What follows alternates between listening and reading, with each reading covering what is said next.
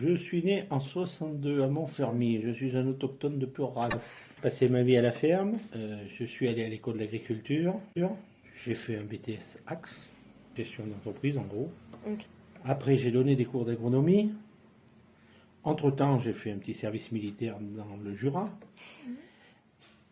Après mes cours d'agronomie, je me suis installé sur la ferme familiale, en production laitière, où j'ai fait des laits crus pour faire de la vente directe aux consommateurs ou à la grande surface. Là, c'est vente directe à partir du moment où on a un sel intermédiaire entre le producteur et le consommateur. Donc j'ai fait ça pendant plusieurs années, 35 ans. Entre-temps, j'ai fait un peu de syndicalisme. J'étais président de la coordination rurale départementale, régionale. J'ai été administrateur à la coordination nationale. J'ai été président de l'organisation des producteurs de lait nationale pendant plusieurs années. J'ai été un des instigateurs de la grève du lait. J'ai été élu à la Chambre d'agriculture.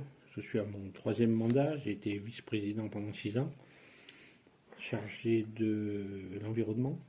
Puis maintenant, je suis toujours président de la coordination départementale. Je suis adjoint de ma commune.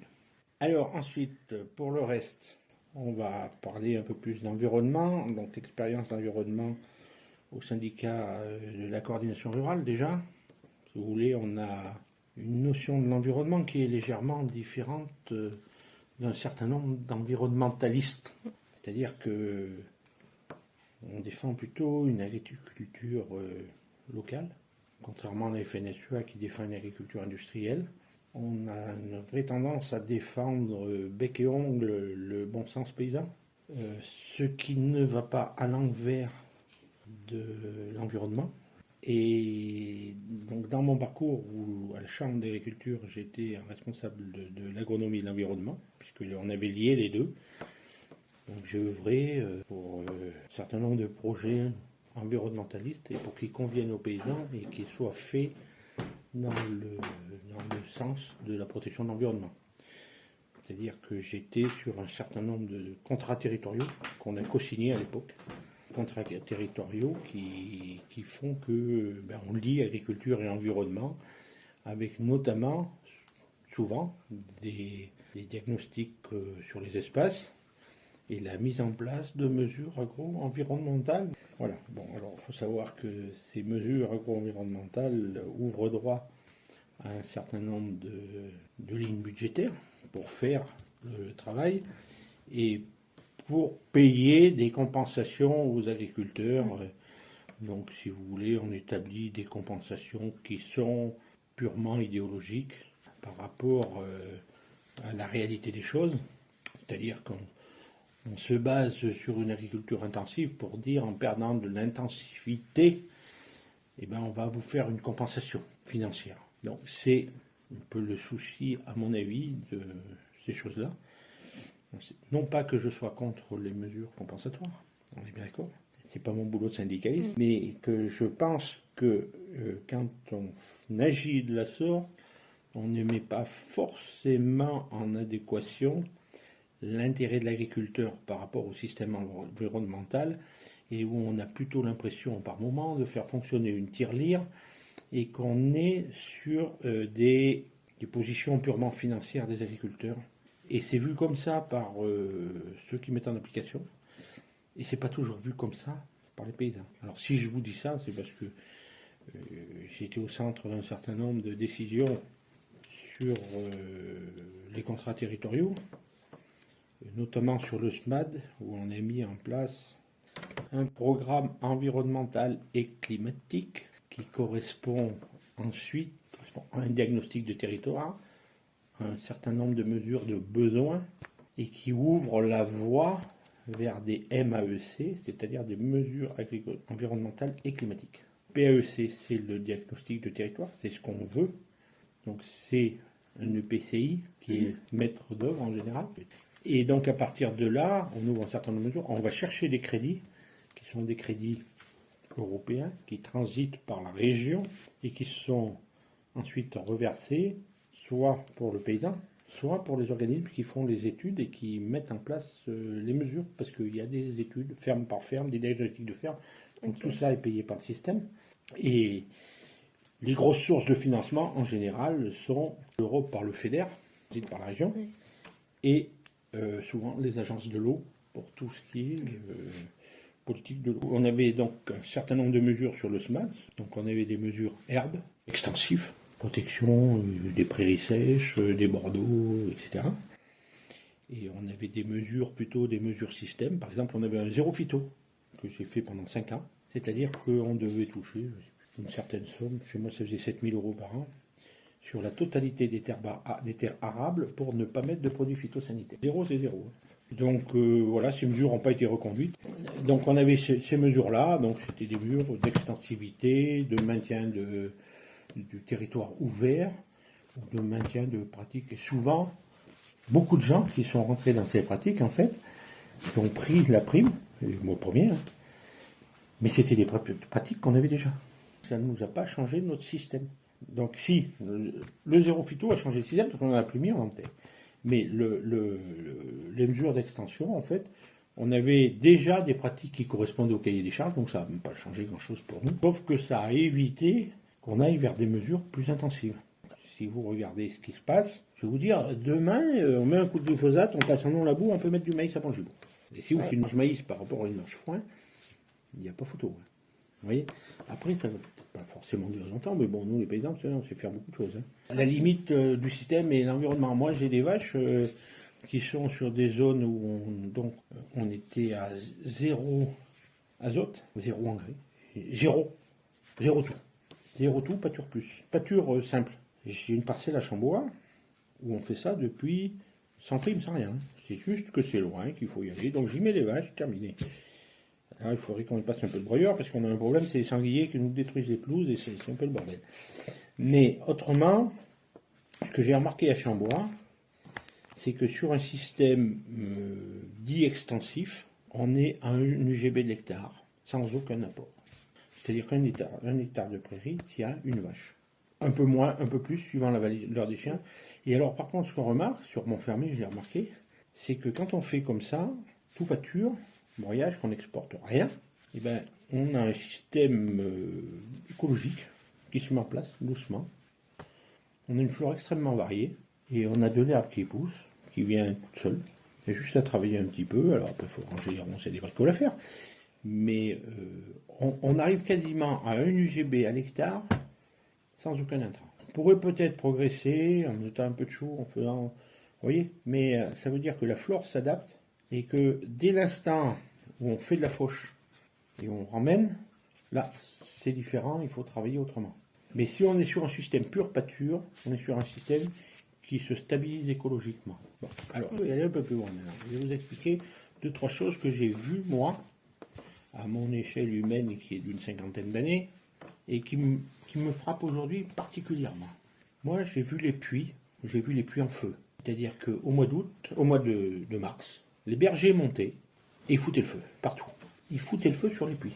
Tu avais de l'herbe verte, tu avais des herbes qui avaient gelé, qui étaient blanches, les terrains n'étaient pas propres, les mecs ils foutaient le feu, les bergers, hein. Ils savaient faire ça particulièrement, ça s'appelait l'écobuage. Pratique aujourd'hui interdite. Et après ils remontaient, 2 mois après ils allaient avec les moutons, et l'herbe verte comme ça partout. Ça purifiait le sol, la cendre fertilisée, et vous aviez une flore extraordinaire et des moutons qui poussaient bien. Sauf que, avec l'arrivée des moutons de Nouvelle-Zélande, les prix ont tellement baissé que les moutons ne sont plus rentables.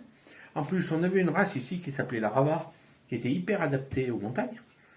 Après, il fallait des gigots plus ronds, des machins, des trucs. Donc ça veut dire que les moutons n'est plus forcément adaptés aux estives. Et donc, entre le prix et les moutons qu'on a voulu, on a déstabilisé cet écosystème. Et si vous alliez chercher, il faudrait aller chercher combien il y avait de moutons dans les années 70 qui pâturaient sur les puits de Dôme, vous vous rendriez compte que c'est une catastrophe d'avoir fait disparaître les moutons sur la chaîne des puits. Parallèlement à ça, qu'est-ce qui s'est passé? Ben, comme on a abandonné tout ça, on a mis des bois de rendement. C'est-à-dire qu'on a mis du résineux. Donc, d'un côté, les pâtures ont disparu, parce qu'on a mis des résineux. De l'autre côté, on a aussi diminué probablement la surface en hêtre et en feuillus. Et qu'est-ce qui se passe aujourd'hui? On crie au scandale, parce que Danone emballent trop de bouteilles à Volvic. Si on regarde aujourd'hui, la source du Goulet, elle a baissé, je ne sais plus, peut-être de moitié par rapport à cette période-là. Mais si la source donne moins, la faute à Volvic. Volvic prend l'eau qui reste, prend l'eau qui sort. Si le débit de la source, c'est pas le fait de la prélever en bas qui fait que la source donne moins. Donc il y a une autre cause que ça. Volvic prend l'eau qui sort, avant il ne la prenait pas toute, maintenant il la prend presque toute parce qu'il y en a moins. Mais la réalité c'est qu'il y a moins d'eau. Et pourquoi il y a moins d'eau? Quand vous aviez des moutons, que l'herbe ne pousse plus, que ça fait moins 10, et que ça vient un gros coup d'eau, ben l'eau elle passe à travers la pouzzolane, elle va dans le pluvium et elle va en bas. Quand vous mettez des sapins qui pompent l'eau à 2 mètres de profond et qui pompent à H24, à H365, vous savez combien ça prélève un sapin? Un seul endroit dans le Puy-de-Dôme qui est capable d'alimenter les sapins au maximum de leur capacité de pompage, c'est Bourg-Lastic, où ça tombe, je crois que c'est 1800 mm d'eau. Ça veut dire qu'un sapin vous pompe 1800 mm d'eau par an. Donc imaginez tout l'impluvium de Volvic, les surfaces de sapins qui ont augmenté. Sur toutes ces surfaces, il n'y a plus d'eau qui passe à travers. Elle ne va plus dans l'impluvium. La choule en crue, sur une crue tous les 2-3 ans, quand elle commence à sortir, elle est en autour de 40 mètres cubes secondes. Ça fait, dans une heure, 3600 secondes, ça fait 144 000 mètres cubes. Donc ça fait 144 000 millions de litres. Donc voilà pour les ordres de grandeur de l'eau. Tu vois, l'autre jour, j'étais chez le préfet, il dit, mais vous vous rendez compte, il faudrait 1 million et je ne sais plus combien de mètres cubes pour irriguer toute cette parcelle, toute cette zone. Ouais, je lui ai dit, ça fait 10 heures sur une petite crue. Ouais, je lui ai dit, ça fait beaucoup. Il m'a regardé. Ah ouais. Donc c'est pour ça qu'il faut bien garder, quand on fait de l'environnement, il faut bien garder toutes ces sortes de grandeurs. Et là, tout de suite, il faut se méfier, parce que moi, je vois des jeunes aujourd'hui qui ont peur de l'avenir à cause de ce qu'on leur raconte sur le climat et tout. Et moi, je ne suis pas d'accord avec ça. Qu'on me dise qu'il faut sortir du carbone, on a tout intérêt à sortir du carbone. On est bien d'accord. Mais pas comme ça. Pas en faisant peur aux gens. Passer en 5 ans de toutes les voitures, voitures électriques, ça va changer quoi? On va plus avoir peur en la nuit. Donc il faut pas avoir peur de l'avenir, il ne faut pas avoir peur de ces choses-là. Il faut garder les pieds sur terre et garder les ordres de grandeur. Les ordres de grandeur, c'est des mathématiques, c'est pas autre chose. Tout le reste, on peut raconter ce qu'on veut, mais vous remarquerez qu'il y a beaucoup de gens qui vont vous faire beaucoup de choses avec des mots, mais quand vous allez mettre les mathématiques en face, ça va coincer, c'est pas pareil du tout. Après, quand tu parles d'environnement, c'est vrai que toutes ces prairies, c'est important de les garder. Parce qu'on a une vraie biodiversité. Et parce qu'en plus, on n'a pas forcément l'intérêt de les mettre en intensif. Parce qu'aujourd'hui, l'agriculture évolue beaucoup. On a plein de nouvelles méthodes qui sortent, conservation des sols, etc., où on connaît mieux les systèmes. Ce que je vois, c'est que depuis 40 ans, j'ai l'impression que sur les connaissances agronomiques par rapport aux connaissances environnementales, j'ai l'impression qu'on n'a pas évolué. Aujourd'hui, quand on parle de lutte biologique, on te dit on va lâcher des coccinelles pour attraper les pucerons. Oui, mais moi, quand j'étais à l'école, comme vous, on m'expliquait que ça marchait, qu'il y avait un élevage de coccinelles à Antibes pour les gens qui voulaient des coccinelles. Donc on n'a rien inventé. On t'explique qu'on lâche des trichogrammes contre la spirale du maïs. Tu dis ça à un journaliste, il est émerveillé. Ça fait 40 ans que ça existe. Tous les agriculteurs d'Imagne ou maintenant, il y en a qui font du traitement chimique, mais il y en a plein qui mettent du trichogramme. Ils mettent des larves de papillons pour que le papillon aille bouffer les pyrales. C'est des choses qu'on connaît depuis longtemps et qui ne progressent pas, quoi. Après, il y a toute l'agrochimie qui a flingué le truc, parce que dans le sol, tu as une microfaune et une microflore. Microfaune, tous les animaux, tout ça. Et tu as une microflore, c'est tous les champignons. Donc, quand tu prends un sol qui marche bien, type même du sol qui marche bien, le bois, le sol de forêt, tu grattes avec tes mains, dedans tu vas trouver des filaments blancs, donc des champignons. Tu vas trouver des bêtes, donc des insectes. Donc dans l'agriculture, on qualifie d'intensive, en fait on a décidé de ne pas s'occuper de ça. C'est-à-dire qu'on voit deux choses. On a un certain nombre de facteurs limitants, qui sont le soleil et d'autres minéraux. Donc on a dit, bon, on est sous un climat, il y a tant d'eau, il y a tant de soleil. Bon, pour le soleil, c'est bon, on subit, donc on ne s'en occupe pas. Et donc, on peut considérer qu'il faut tout s'allier sur le maximum photosynthétique. c'est-à-dire sur la lumière qui est captée sur l'espace pour produire. Donc on a remis de l'azote. Et puis comme on a mis de l'azote, on a eu des plantes un peu plus tendres. Et comme les plantes sont un peu plus tendres, et puis comme l'azote mis à forte dose sur les sols, en surface, on ne sait pas trop ce que ça donne, mais on n'a pas trop voulu savoir non plus. Donc on a mis de l'azote, ça marchait bien, poussé, c'était vert, c'était bien. Et on s'est rendu compte que comme les plantes étaient tendres, elles devenaient malades. On en met beaucoup de plantes, elles poussent, elles sont épaisses. Donc comme elles poussent et qu'elles sont épaisses, et bien dessous, tu as une zone humide qui se développe. Zone humide dit que tu as des petits champignons là qui peut-être finalement ont un milieu propice à leur développement, et c'est exactement ce qui se passe. Donc qu'est-ce qu'il faut ces champignons là? Ben, ils attaquent le blé, ils bouffent les feuilles. Donc c'est le bordel. Et puis on a des insectes.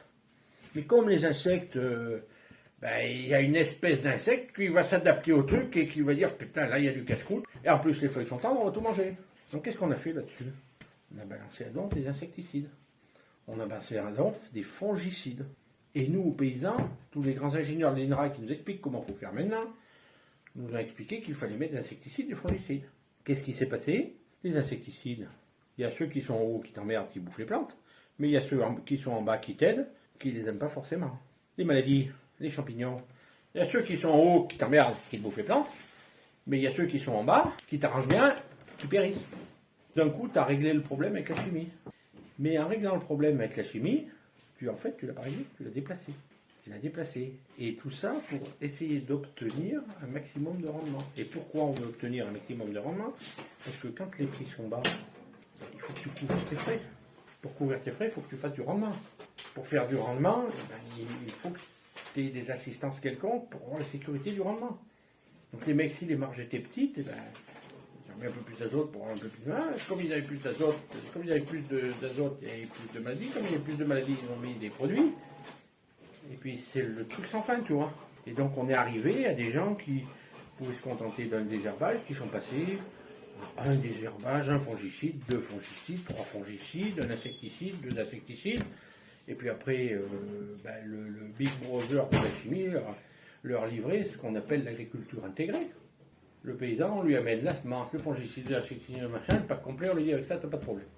Effectivement, il n'y a pas de problème, ça produit, ça marche, les prix sont pas hauts, il ne prend pas de risque parce que tout s'en va, mais il n'empêche qu'il pourrit son sol gentiment, tout doucement et certainement. Et aujourd'hui, on a des gens qui reviennent sur de nouveaux systèmes pour faire ça. Et alors, qu'est-ce qu'on a fait pour que ce sol, il arrive toujours à fonctionner? On a fait de la dilution, on a labouré. Mais si tu laboures, tu dilues la matière organique, ça va, c'est pas bon pour le sol, mais tu dilues aussi le produit, et ça, c'est pas forcément mauvais. Donc les mecs sont obligés de labourer parce qu'il faut qu'il y ait du rendement. Pour qu'il y ait du rendement, il faut qu'ils diluent cette première phase qui peut être polluée. Comprendre le système infernal? Ces choses-là, il faut que vous les ayez présentes à la tête pour pouvoir comprendre comment fonctionne le système, pour vous dire finalement, quand on réduit le peuplement hectare, on réduit les herbes, quand on va peut-être avoir moins de rendement, mais on va peut-être pouvoir se passer d'un certain nombre de produits, le sol fonctionnera mieux, et finalement, faire un blé à 90 quintaux ou à 100 quintaux l'hectare, avec tous les produits qu'on met dedans, c'est peut-être pas plus rentable que de faire un blé à 50 sans avoir mis les produits. Ce qui c'est qui gagne dans tout ça, c'est l'aval de l'agriculture ou l'amont quand c'est l'industrie chimique. Or, c'est les mêmes. Si vous voulez, le paysan aujourd'hui, il a fait la richesse de l'agroalimentaire, mais il n'a pas forcément fait la sienne. Après, je vais vous parler de l'eau. Donc l'eau, vous avez le discours de Sainte-Soline. Alors Sainte-Soline, si on revient à nos valeurs, c'est la Sioule pendant 5 heures quand elle est en crue. Ensuite, beaucoup de choses qui se disent. Moi j'ai vu les dossiers d'un certain nombre de trucs, je peux vous garantir que normalement les précautions sont prises pour que les choses se passent pas mal. Donc, j'ai vécu ça avec EDF en 85, où on ne voulait pas qu'ils sèchent la Sioule pour faire tourner la microcentrale, c'est-à-dire qu'ils prenaient toute l'eau à du bout, ils venaient marcher les turbines. Et en fait, il y a eu des débits réservés, la Sioule est toujours là, peut-être un peu moins bien qu'avant, mais elle est toujours là. Les stations d'épuration se sont mises en place. On a arrêté dans la Sioule. Alors, EDF donnait du poisson, parce que les pêcheurs, ils voulaient du poisson. Donc EDF avait dit, on vous donnera de l'alvinage. Finalement, au bout du compte, ils ont arrêté l'alvinage, terminé. Et aujourd'hui, Montfermy est une des premières zones où on a de la truite sauvage de qualité qui vont maintenant pêcher à l'électrique pour mettre en production. Et ils ne mettent plus de truite. Par contre, les pêcheurs attrapent pas tant de trucs que ça. Je parle des mauvais. Les bons, on attrape. Les mauvais, c'est pas la peine. La truite sauvage, tu la ferres pas comme ça. Hein. C'est pas de la rigolade, là. Hein. C'est-à-dire qu'elles sont hyper méfiantes. Les autres qui sont habitués à avoir des granulés, tu leur jetais un hameçon, même sans granulés, quand elles l'avaient avalé, elles se disaient qu'il n'y avait rien à bouffer. Maintenant, les mecs sont super contents parce qu'on est en no-kill. C'est même... Aujourd'hui, c'est presque la limite parce que... Et aujourd'hui, les spécialistes de la truite te disent à Montfermy, il y a entre 3 et 4 truites au mètre de sioule. Je fais un pas, il y a 4 truites en face. J'ai vu la dernière pêche électrique. Les mecs, ils étaient à pêcher avec les puzettes, ils chopaient les truites partout. Les pêcheurs, ils disent non. Donc sur l'eau, maintenant dans les sols. Il faut savoir que quand on a de l'humidité sur la terre, ça aide à capter l'humidité qui vient de la mer. Si on n'a pas d'humidité sur la terre, on ne prend pas l'humidité qui vient de la mer. Quelle raison? La mer, elle évapore. Les vents poussent sur la terre. Mais si tu n'as que l'évaporation de la mer qui vient, tes nuages ne sont pas forcément très massifs et suffisamment chargés en condensat pour se précipiter. Donc il faut qu'ils prennent aussi un peu d'eau et d'évaporation qui vient de la terre pour pouvoir se vider, pour tomber. Voilà, il faut qu'ils profitent, quand ils sont trop gros, ils tombent. Et alors donc, il y a des gens qui prétendent qu'on a un cycle de l'eau sur Terre qui fait que ça nous aide à capter l'eau qui vient de la mer, et que si on rompt le cycle sur la Terre, on n'arrive plus à capter ce qui vient de la mer, ce qui se défend tout à fait. Donc à partir de là, ils considèrent que finalement l'irrigation, c'est pas forcément un problème, parce que ça maintient des milieux verts, et que la bête noire d'irrigation qui est le maïs, n'est finalement pas une bête noire si noire que ça. Parce que si on l'arrose comme il faut, alors je parle d'arroser avec une bonne rentabilité, hein, je ne vais pas faire n'importe quoi avec n'importe quel arroseur, mais que ce maïs, l'eau qu'il prend, systématiquement, il la rejette. Donc ça fait de la vapeur, donc ça permettrait, c'est pour ça qu'on essaye de mettre du verre sur les terres qui sont arides, pour aider à capter ce qu'on veut faire dans le Sahara, c'est pas logique si on raisonne autrement. Donc quel est l'intérêt de l'irrigation et comment on doit la mener? Est-ce que le fait de récupérer l'eau de l'hiver pour la remettre l'été et pour favoriser effectivement cette évaporation, c'est une bonne chose ou une mauvaise chose? Tu vois que le dilemme, il est compliqué. Ça c'est un vrai dilemme. Et le deuxième dilemme, c'est qu'il faut des plantes pour évaporer l'eau. Or, quand il fait très chaud, il y a des plantes qui ne poussent plus. Et ça, par contre, on le sait très bien. Je veux dire, un blé, au-delà de 30 degrés, ça devient compliqué. Un maïs, c'est au-delà de 35-37 degrés. Donc aujourd'hui, on n'y est pas encore. Donc si on supprime le maïs, on supprime une couverture verte d'été, et on supprime de l'évaporation. Donc est-ce que le fait de ne faire que des cultures sèches favorise pas la sécheresse plutôt que de faire des cultures humides irriguées? C'est complètement paradoxal ce que je te dis là. Hein. La réflexion tient la route. Contre, tu vois, on t'explique qu'il faut mettre des couverts végétaux pour protéger du soleil l'été. Ce qui est tout à fait normal. Mais on va t'expliquer que le couvert végétal, il ne faut pas l'arroser. Qui ne va pas naître. Donc au moment où il fait le plus chaud, tu ne l'auras pas. Tu vois que ces politiques-là, il faut bien les observer, mais les regarder. Il faut essayer d'avoir une logique et pas vers que des mots et que... C'est terrible d'avoir à arbitrer tout ça, mais vous êtes dans une science qui est extrêmement compliquée. C'est de l'écologie. Donc, du vert toute l'année, parce que le plus grave, quand vous avez une culture sèche qui ne couvre pas votre soleil, votre terre, elle est à nu. Donc, si votre terre, elle est à nu, vous n'avez pas l'impression qu'elle est sèche, puisque il n'y a normalement pas d'herbe, il n'y a normalement rien.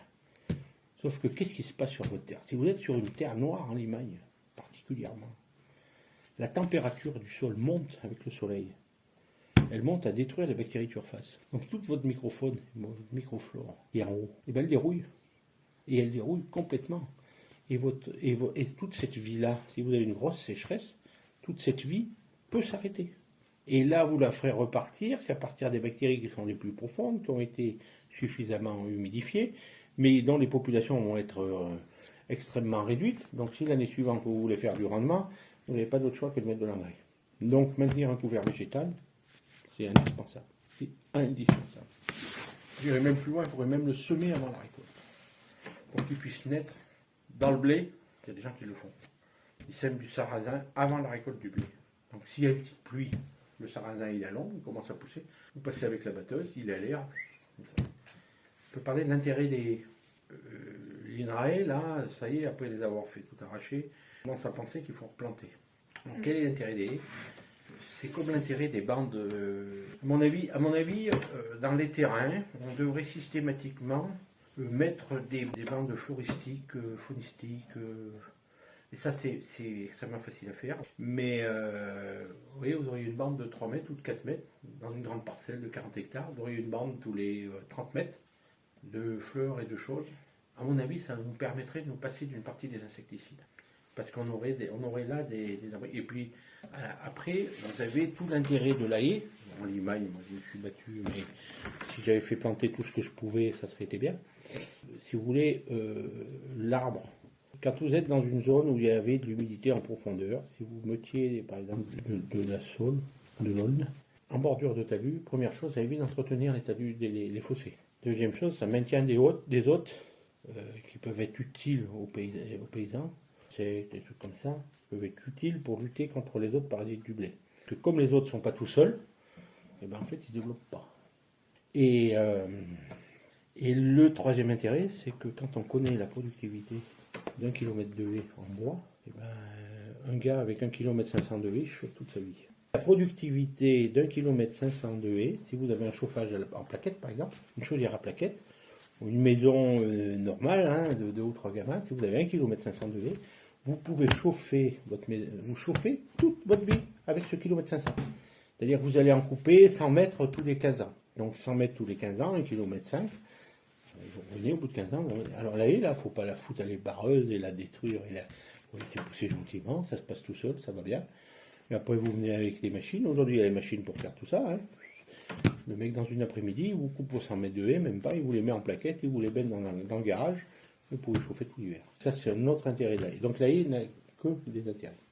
Alors après, les grosses machines. Je vais vous parler des grosses machines quand même. Alors, on a des machines aujourd'hui qui sont de plus en plus lourdes, mais ça tasse énormément le sol.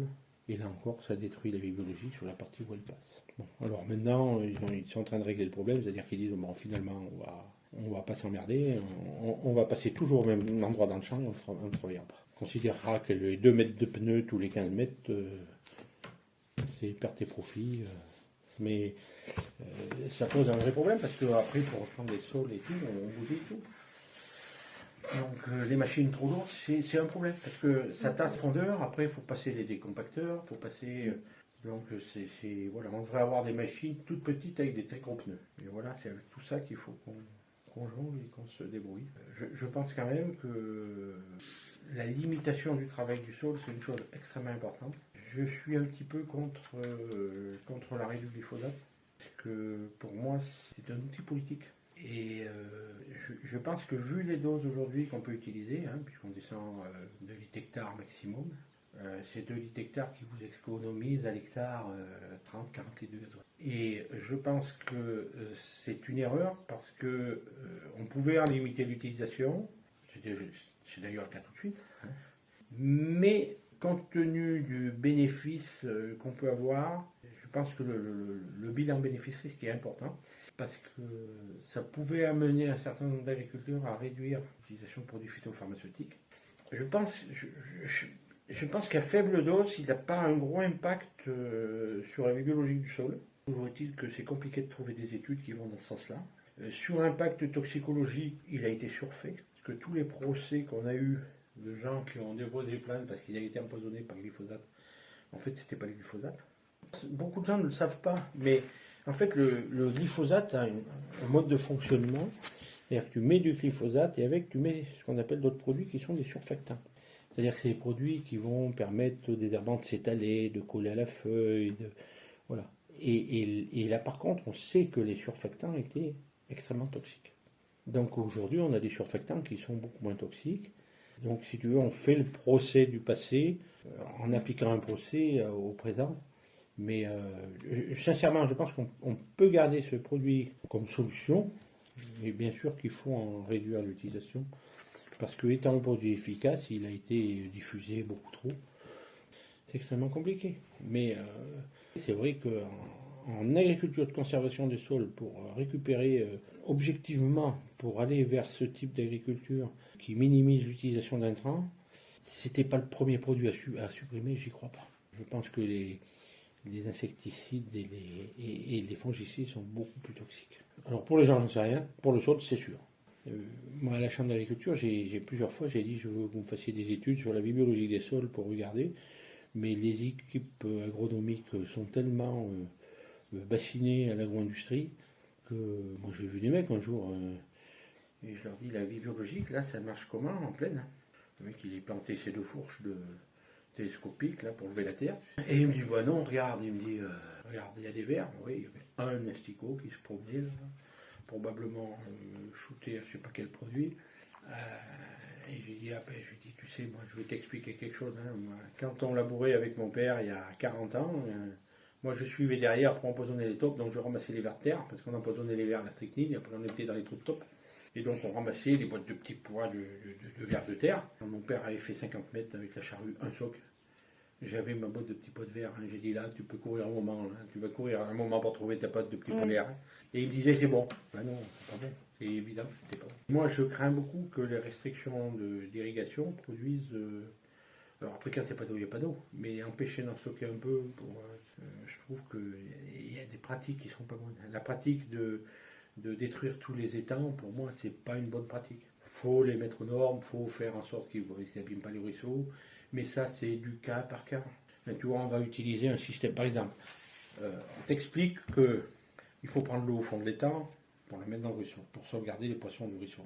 À Sainte-Christine, à côté de Gervais, ils ont un étang qui fait 6-7 hectares, mais qui fait maximum 2 mètres de profond. Donc, police de l'eau, il faut mettre l'étang aux normes. On met l'étang aux normes. Donc on fait un moine pour que l'eau remonte et que ça soit l'eau du fond qui aille dans le ruisseau d'en bas. Le ruisseau d'en bas qui est à sec, qui est plus vraiment à sec d'ailleurs depuis qu'il y a l'étang, qui avant avait des assecs permanents. Et donc ils ont fait le moine, et ben dans l'été qui a suivi, tout le poisson. Parce qu'en fait, comme l'étang n'était pas profond, comme ils ont enlevé l'eau froide qui était en bas, pour la mettre dans le ruisseau qui n'avait pas de poisson, l'eau de l'étang, elle a chauffé doucement. On a enlevé l'eau froide.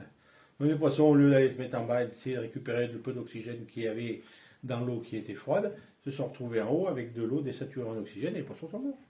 Ça veut dire qu'on a encore des bleus dans toute cette gestion-là. Sauf que, moi, ce que je vois, aujourd'hui, on fait des bassines parce qu'on préserve les zones humides. Mais moi, leurs bassines en toile et leurs machins, là, moi, je préfère 100 000 fois un étang. Dans une queue d'étang, tu as une vie qui est énorme. Tu as toutes les bestioles que tu peux imaginer qui vont venir, qui vont se retrouver. Pourquoi empêcher ça? C'est pas raisonnable. Ils peuvent m'expliquer ce qu'ils veulent.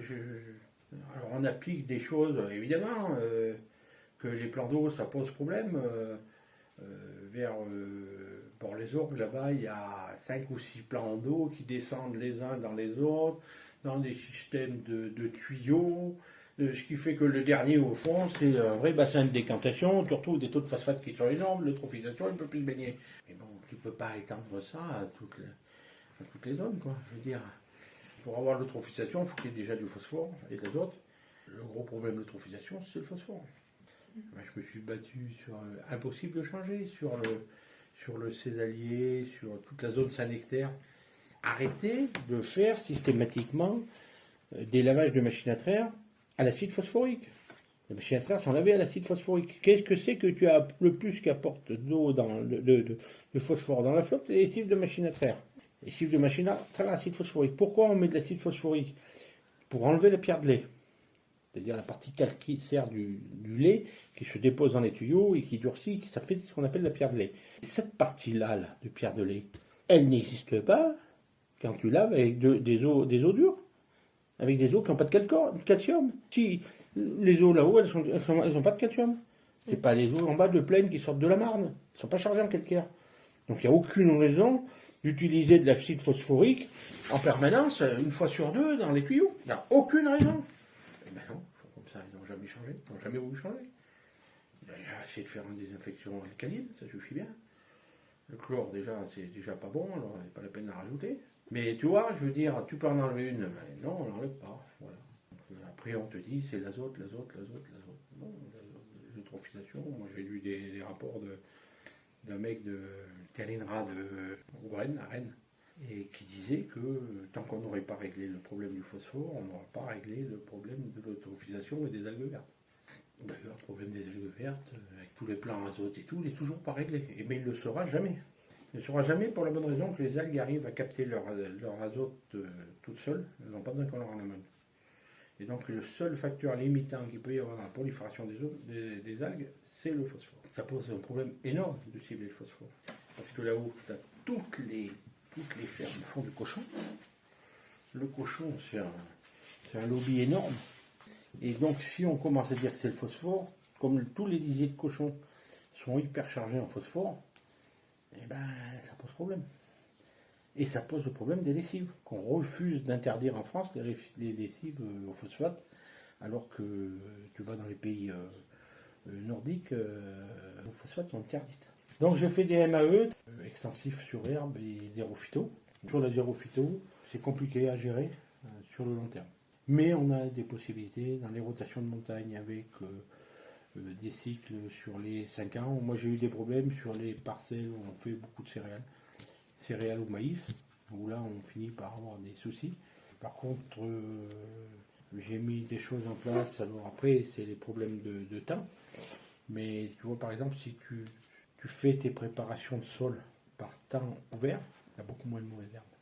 Il y avait eu une publication, c'est vrai que les publications de ce genre-là, on n'est pas trop souvent, où il y a un mec qui avait fait des essais et où on travaillait la nuit, sans phare sur les engins, et on avait une réduction du taux de levée de mauvaises herbes, ou d'herbes pas souhaitées, de 80%. C'est presque équivalent à l'efficacité d'un désherbant. Mais il faut travailler de nuit, si le temps est couvert c'est encore mieux, tout simplement pour empêcher la photosensibilisation des herbes. Parce que les mauvaises herbes, qu'on appelle les mauvaises herbes, en fait, elles sont dans le sol. Il y a un réservoir dans le sol qui est important. Par exemple, un coquelicot, il faut savoir que les coquelicots, si tu as 10 graines de coquelicots dans le sol, 90 ans après, tu en as 5 qui sont capables de lever si elles sont photosensibilisées. Ce qui explique qu'aujourd'hui, on voit des parcelles où il y a du coquelicot qui sont rouges, qu'on ne les voyait pas avant. Tout simplement parce qu'on a des molécules qui sont plus efficaces, les mecs ils ont mis des molécules qui n'étaient pas efficaces sur les coquelicots, et que du coup les coquelicots sont sortis. C'est une génération spontanée. Mais la vérité, c'est qu'elle est dans le sol depuis... Je veux dire, il y a plein de graines qui sont capables de faire ça, de rester des années en sommeil dans le... Et tes graines, en fait, quand tu travailles ton sol, elles tournent derrière, et il suffit de quelques millisecondes exposées aux rayons du soleil pour que ces graines démarrent leur germination. Donc si elles n'ont pas de rayons du soleil, elles ne germent pas. Ce qui veut dire que si tu veux travailler sans phytosanitaire, tu dois, quand tu veux préparer tes terres, après la récolte, tu dois travailler ton sol quand il fait beau, préférence le vent du nord, parce que c'est là que le temps est le plus clair. Donc là, tu vas faire lever tout ce qu'il y a. Donc tes plantes, elles vont lever, ça va être vert. Après, tu les détruis en les raclant, en les faisant sécher. Et quand tu vas vouloir semer ton sol, tu dois préparer ton sol pour l'ameublir, par temps sombre, voire la nuit, pour ne plus induire ces phénomènes de levée.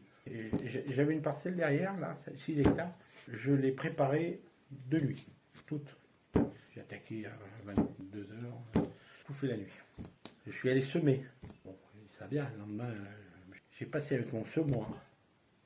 J'ai semé, j'ai attaqué, c'était 21 heures. J'ai fait 3-4 tours dans la parcelle pour semer mon maïs à rang. Tous les 70, tu mets un rang de maïs. Il y avait de l'herbe que dans le rang du maïs. Là où la terre avait été tournée, ça avait photosensibilisé, les mauvaises herbes enlevées. Là où j'avais fait la veille, la nuit, il n'y avait pratiquement pas d'herbe. Un coup de binage et c'est parti. Quand j'étais en zéro phyto, j'ai fait ça. Oui, on a tous les modèles allélopathiques. Alors là, l'allélopathie, c'est le concurrence, si tu veux, que sont capables de se mettre les plantes entre elles. Par exemple, si tu sèmes du sarrasin, du blé noir, tu vas détruire du chien d'an. Chien d'an qui est une mauvaise herbe redoutable. Il n'y a que le glyphosate qui arrive à la régler un peu et encore ses limites. Et tu fais une avoine, c'est pareil. Une avoine, elle a des propriétés où elle empêche de germer d'autres mauvaises herbes. Tu fais une avoine, derrière, tu peux semer autre chose qui va pousser. Mais ça marche aussi dans l'autre sens. C'est-à-dire que tu as des mauvaises herbes qui vont t'empêcher de lever ta récolte. Voilà.